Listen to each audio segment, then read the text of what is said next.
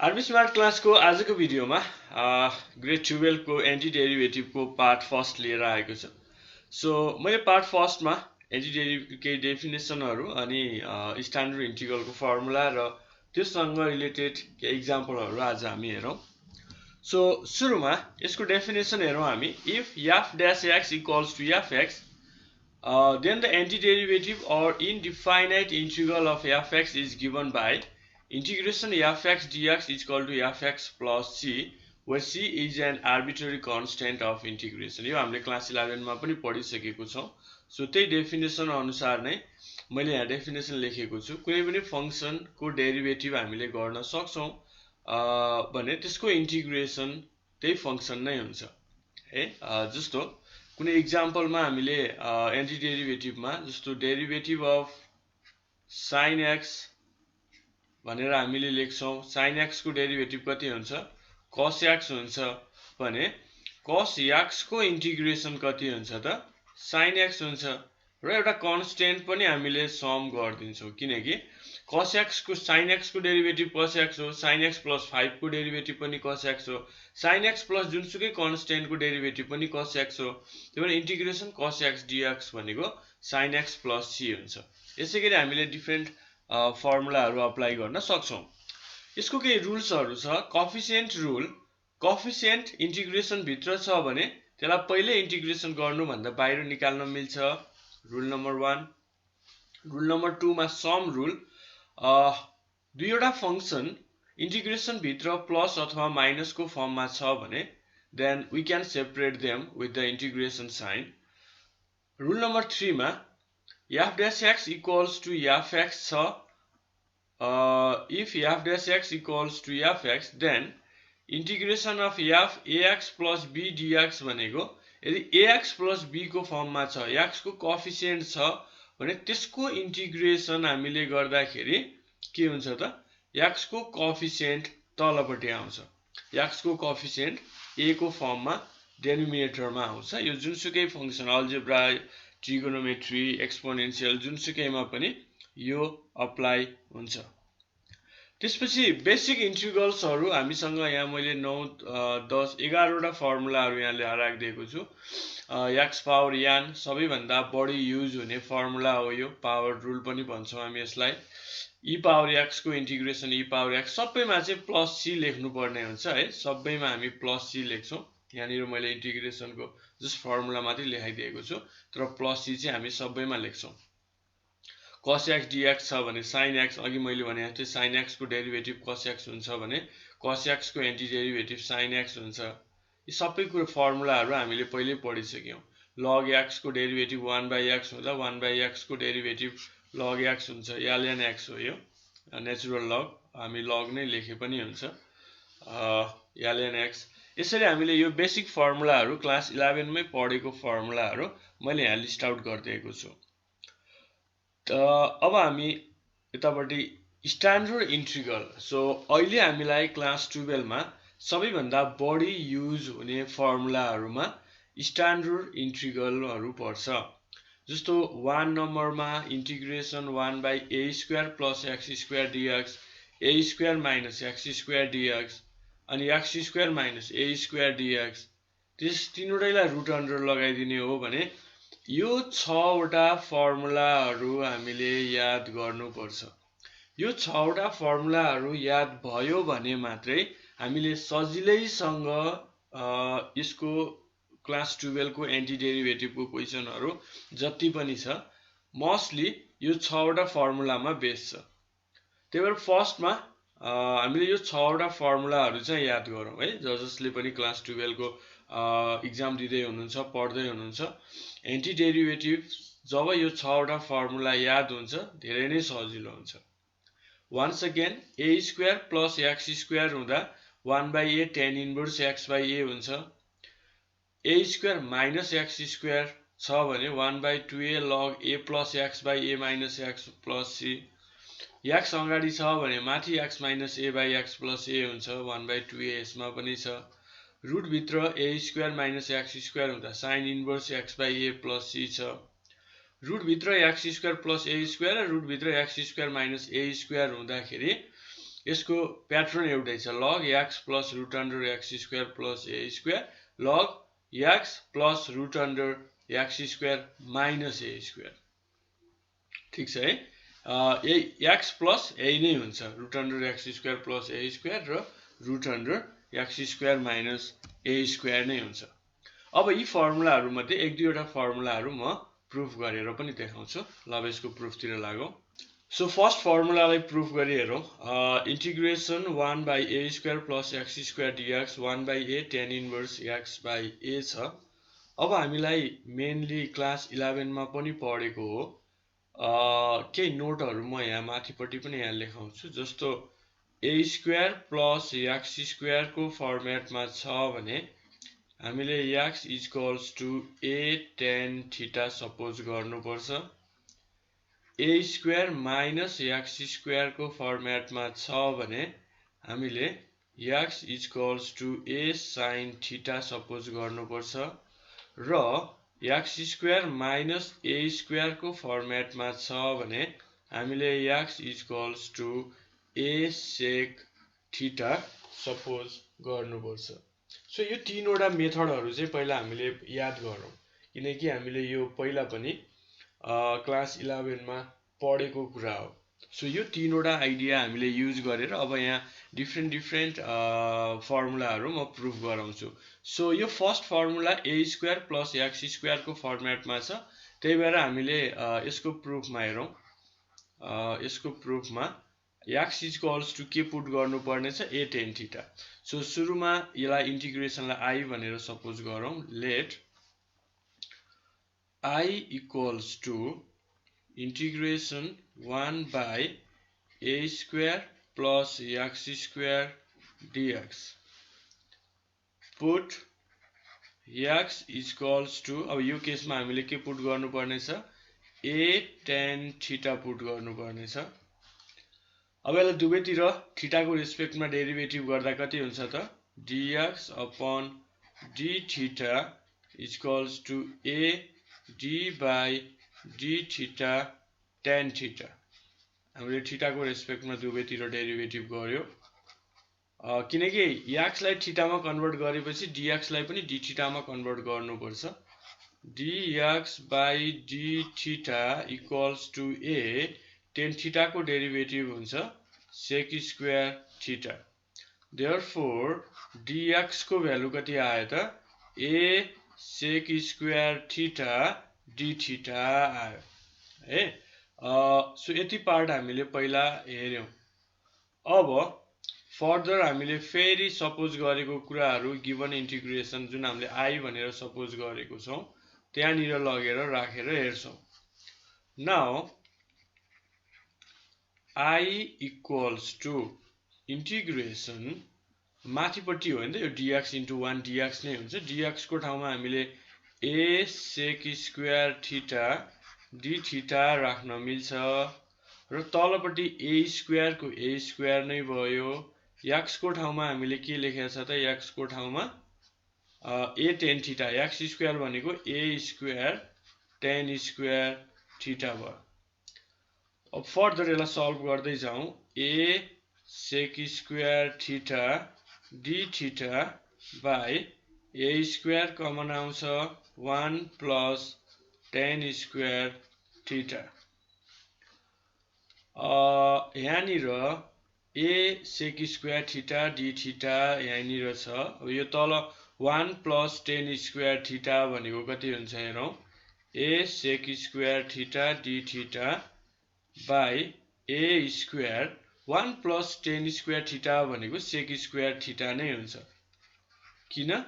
किनकि sec square theta minus tan square theta equals to 1 हुन्छ sec square theta cancel एउटा a र एउटा a cancel so 1 by a integration d theta यो भनेको 1 को इंटीग्रेशन हो 1 को इंटीग्रेशन यहाँ d थीटा को फर्ममा छ भने थीटा हुन्छ equals to 1 by a theta हुने हो अब थीटा को भ्यालु कहाँबाट निकाल्ने त यहाँ हामीसँग x equals to a tan theta छ सो हामीलाई यहाँ निर अलिकति रफली अथवा साइडमा लेखिदिँदा हुन्छ जस्तो हामीसँग x equals to a tan theta छ। tan थीटा भनेको x बाई a हुन्छ। यो सुरुमै लेखिदिए पनि हुन्छ। थीटा भनेको कति हुने भयो त tan inverse x by a हुने भयो। So with this reason हामीले के लेख्न मिल्ने भयो 1 बाई a, सरी मैले अर्को कलर युज गर्छु यहाँनिर, 1 बाई a हेरौँ है त यहाँनिर त्यही थीटाको ठाउँमा भ्यालु रिप्लेस गरिदिएपछि भइ नै हाल्छ है। थीटाको ठाउँमा मात्रै भ्यालु रिप्लेस गर्ने हो। यहाँनिर भयो 1 बाई a, थीटाको भ्यालु आयो tan inverse x by a plus c। यहाँनिर प्लस c हुन्छ 1 by a theta plus c यहाँनिर हुन्छ है, किनकि जब इन्टिग्रेसनको साइन हट्छ त्यसपछि हामीले प्लस c लेख्नु पर्ने हुन्छ। यसरी हामीले फर्स्ट फर्मुला प्रुफ गर्यौं। नेक्स्ट फर्मुला छ 1 by x square minus a square dx equal to 1 by 2a log x minus a by x plus a plus c। यसलाई प्रुफ गरी हेरौँ अब।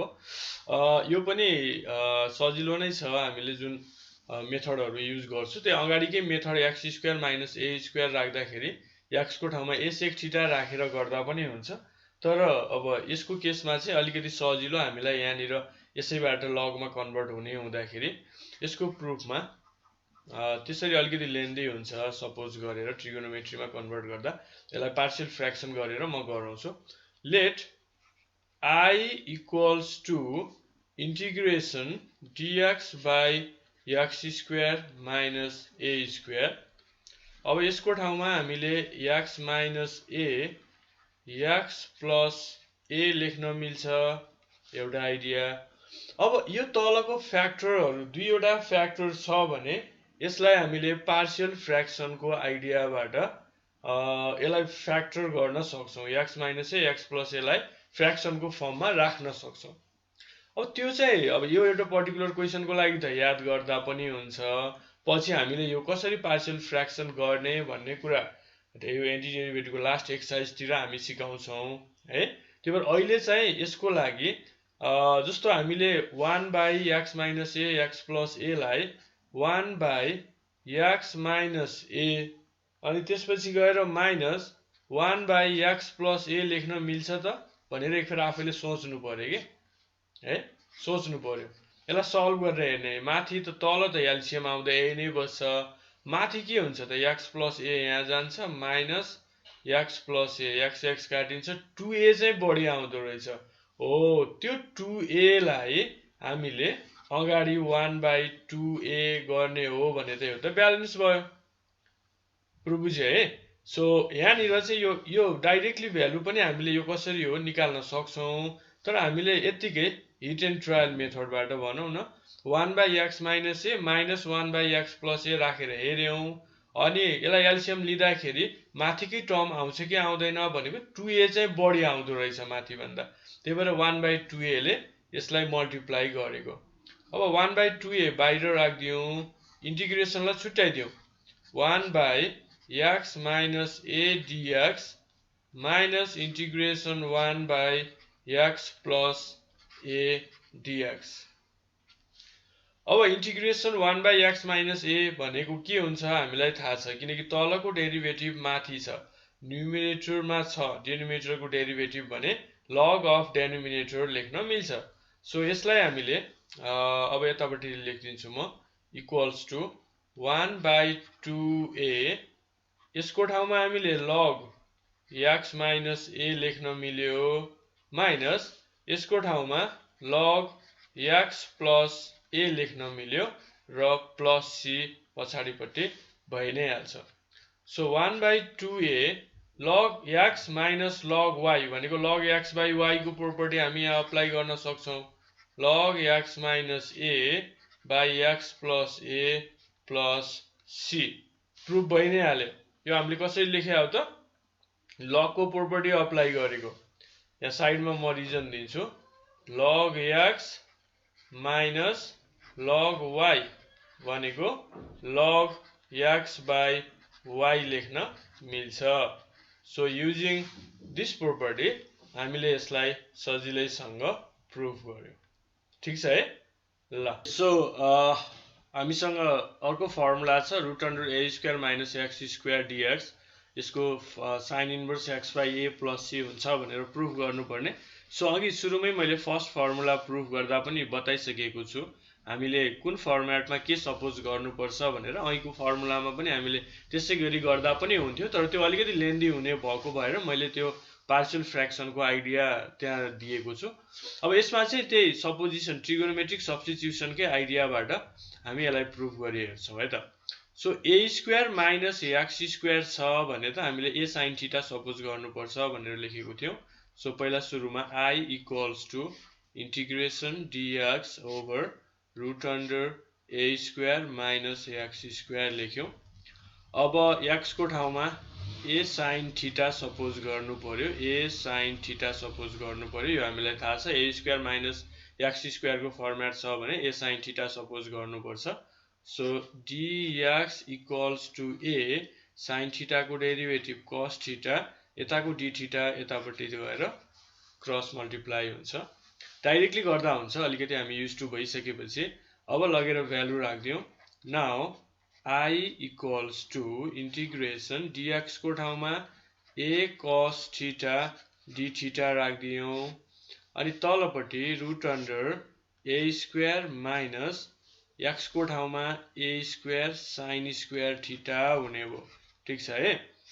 अब तलपट्टि a² कमन लिने हो भने के हुने भयो त a cos theta d theta divide root भित्र a² कमन आउँछ 1 - sin² थीटा हुन्छ।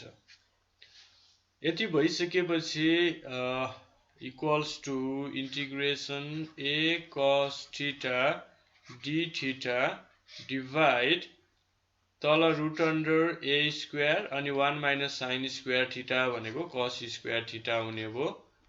यहाँ a cos theta d theta छ, यहाँबाट पनि त a cos थीटा बाहिर आउने भयो रुटबाट बाहिर आउँदाखेरि, र यो त क्यान्सल भयो।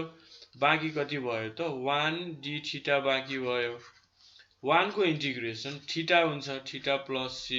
अब थीटा भनेको कति हो त, थीटा भनेको यहाँबाट sin थीटा = x/a छ भनेपछि थीटा को भ्यालु कति हुन्छ हामीले यही साइडमा निकालेर हेरौं है। sin थीटा = x/a छ भने थीटा = sin इन्भर्स x/a भनेर हामीले लेख्न मिल्छ। सो त्यहाँबाट थीटा को भ्यालु हामीले यहाँ राख्दिन्छौं। सो थीटा को ठाउँमा sin inverse x/a plus c भनेर लेख्न मिल्छ, र यो प्रुफ भयो। ओके, सो यसरी हामीले सजिलैसँग सपोजिसन मेथड ट्रिगोनोमेट्रिक सब्स्टिट्युसनको मेथडले यसलाई प्रुफ गर्न सक्यौं। ठीक छ है ल। अब योसँग रिलेटेड केही एक्सरसाइजको क्वेशनहरु पनि हामी हेरौं। फर्मुलाहरु यसैगरी हामीले सबै 6 वटै स्ट्यान्डर्ड इन्टिग्रलको फर्मुलाहरु प्रुफ गर्न सक्छौं। ल के एक्जाम्पलहरु हेरौं है त अब। सो फर्स्ट एक्जाम्पल छ हाम्रो कम्प्युट द इंटीग्रल dx/x² + 49। सो हामीले अघि प्रुफ गरेको फर्मुलाहरु अथवा लेखेको फर्मुलाहरुको आधारमा यसलाई हामी सल्भ गरी हेर्छौं। सो लेट I = पहिला सुरुमा गिवन इंटीग्रललाई I भनेर सपोज गरौं, अनि फर्मुला थाहा छ भने हामी डाइरेक्टली फर्मुला अप्लाई गर्दा हुन्छ। जस्तो यो क्वेशनमा हामीले x² + a² को फर्मुला अप्लाई गर्न सक्ने भयो, किनकि यहाँ निर 49 लाई 7 को स्क्वायर लेख्न मिल्छ। अब ठ्याक्कै पर्फेक्ट स्क्वायर भएन भने पनि रुट राखेर स्क्वायर बनाउन सकिन्छ। अब x² + a² को फर्मुला के हो त 1/a, a भनेको 7 tan inverse x/a plus c सकिहाल्यो नि त, यति त हो आन्सर है। सो हामीले x² + a² को फर्मुला यहाँ निर अप्लाई गर्यौं। कन्फ्युजन भएकोहरुले साइडमा रिजन पनि दिने, जस्तो इंटीग्रेसन dx/x² + a² छ भने then we can write 1/a tan inverse x/a plus c। यो हुन्छ भन्ने हामीलाई थाहा छ नि त। Okay so x square plus 7 को स्क्वायर गरेर हामीले त्यो फर्मुला अप्लाई गर्यो नेक्स्ट इक्जाम्पलमा हेरौँ जस्तो हाम्रो यो x square plus 2x plus 5 अघि त तलपट्टि हाम्रो एक्स स्क्वायर प्लस a स्क्वायरको फर्मेटमा थियो तर यहाँनिर एक्ज्याक्टली त्यो फर्मेटमा छैन तल क्वाड्रेटिक फर्मेटमा छ तर बीचमा x टर्म पनि छ अहिलेको पनि हुन त क्वाड्रेटिक नै हो तर यो ax square plus bx plus c को फर्मेटमा छ अब यस्तो केसमा हामीले कसरी सल्भ गर्ने त ल यसको पनि म सल्युसन यहाँनिर बताइदिन्छु गर्दिन्छु कसरी गर्ने भन्ने कुराहरु ल यसको सल्युसनमा अगेन हामीले I भनेर सपोज गरौँ पहिला let I equals to integration dx upon x square plus 2x plus 5 अब हामीले x square plus a square को फर्मुला अप्लाई गर्नको लागि अगाडि त x लाई पनि इन्क्लुड गरेर पर्फेक्ट स्क्वायर बनाउनु पर्छ सो यस्तो केस छ ax square plus bx plus c को फर्मेटमा छ भने हामीले पहिला पर्फेक्ट स्क्वायर बनाउँछौं x स्क्वायर को अगाडि कुनै कोएफिसिएन्ट छ भने कमन लिन्छौं x स्क्वायर को अगाडि कुनै कोएफिसिएन्ट छैन भने डाइरेक्टली पर्फेक्ट स्क्वायर बनाउँछौं a square plus 2ab plus b square minus b square last को प्लस 5 त्यही नै छ अब 2x नबिग्रिने गरी हामीले 2ab अब b को ठाउँमा 1 राख्यो भने यो 2x बिग्रिदैन सो त्यो नबिग्रिने गरी हामीले पर्फेक्ट स्क्वायर बनाउनु पर्छ dx अपन यो x square plus 2x1 plus 1 square लाई x प्लस 1 को होल स्क्वायर लेख्न पाइयो यो -1 प्लस 5 भनेको कति हुन्छ त प्लस 4 हुन्छ अब यो पनि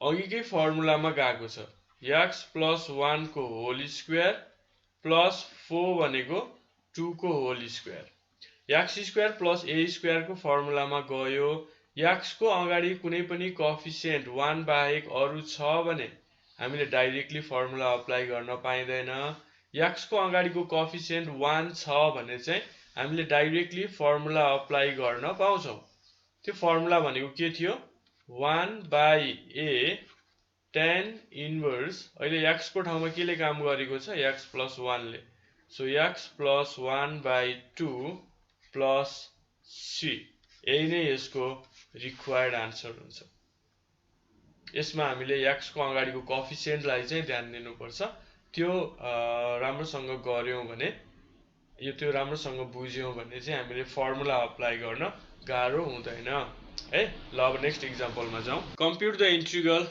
dx 5x स्क्वायर माइनस 4 छ यसको सल्युसनमा अघि जस्तै हामीले स्क्वायर बनाएर कुनै न कुनै फर्मुला यसमा अप्लाई गर्नुपर्छ सो यसको सल्युसनमा पहिला सुरुमा इन्टिग्रेसनलाई I भनेर सपोज गरौँ let I equals to integration dx upon 5x square minus 4 छ अब यसको लागि चाहिँ हामीले यो x square minus a square को फर्मुला अप्लाई गर्नको लागि त x स्क्वायर को अगाडि त कोएफिसिएन्ट त 1 हुनु पर्छ तर यहाँनिर 5 छ सो हामीले के गर्छौं त भन्दा 5 लाई चाहिँ कमन लिन्छौं 5 लाई कमन लिने हो भने भित्र कति हुन्छ x स्क्वायर माइनस 4 बाइ 5 बस्ने भयो र 1 बाइ 5 बाहिर आयो integration dx by x square minus 4 भनेको 2 को स्क्वायर 5 भनेको √5 को स्क्वायर सो यसलाई एज अ होल मा हामीले 2 बाइ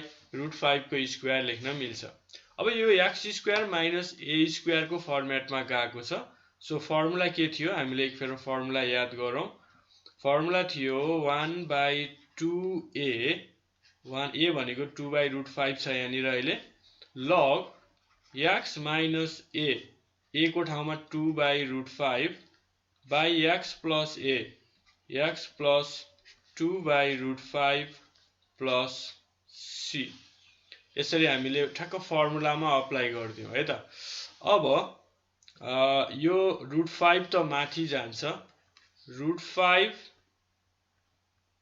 बाइ 5 इन्टु 4 हेरौँ है त अहिले यसलाई अरेन्ज गर्नुपर्छ log √5x minus 2 by √5 LCM लिदियौं फेरि root 5x plus 2 by root 5 plus c. root 5 र root 5 क्यान्सल भयो। यो root 5 ले यो 5 लाई क्यान्सल गर्दाखेरि root 5 टाइम्स जान्छ। So 1 by 4 root 5 log root 5 x, x चाहिँ बाहिर हो है, root 5x minus 2 by root 5x plus 2 plus c। यो यसको रिक्वायर्ड आन्सर भयो। ओके, ठीक छ है। ल आजको लागि म यति नै गर्छु। इन्टिग्रेसनको अरु धेरै क्वेशनहरु छ, सो म ती सबै क्वेशनहरु नेक्स्ट भिडियोहरुमा कभर गर्दै जानेछु। सो सबै च्यानललाई सब्स्क्राइब गर्नु भएको छैन भने सब्स्क्राइब गर्न नबिर्सनु होला र सबै साथीहरुमा शेयर गर्न पनि नबिर्सनु होला। Thank you so much.